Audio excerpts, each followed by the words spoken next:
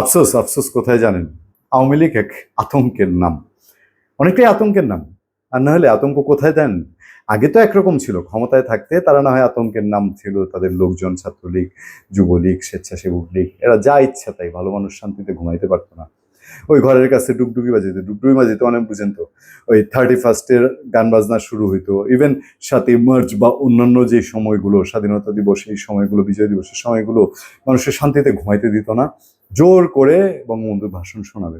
কিন্তু এখন তারা বাংলাদেশের মানুষের কাছে চেয়ে তাদের যারা নিষিদ্ধ করেছে বা তাদের অ্যাক্টিভিটিস নিষিদ্ধ করেছে তাদের কাছে কি আতঙ্কের নাম হয়ে উঠেছে?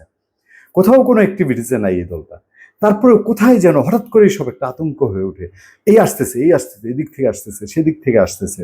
হ্যাঁ, এই কাজ করা যাবে না, এই কাজ করলে ফেসিবাদ চলে আসবে। এই যে 1 মাস ব্যাপী তারা নাকি কি কর্মসূচি নিয়েছে, কর্মসূচিটাকে প্রতিহত করার জন্য মোটামুটি সাজে বিভিন্ন জায়গা থেকে সজ্জিত হওয়ার খবর পাওয়া যাচ্ছে। কিসের এত ভয়? তারা তো নিষিদ্ধই। আপনারা তো বলেন যে তারা জীবনে আর কোনোদিন ফিরে আসতে পারবে না, তাদের নেত্রীকে আপনারা ধরে এনে এখানে ফাঁসিতে ঝোলাবেন, বলেন না? তাহলে এত ভয়, এত আতঙ্ক কেন?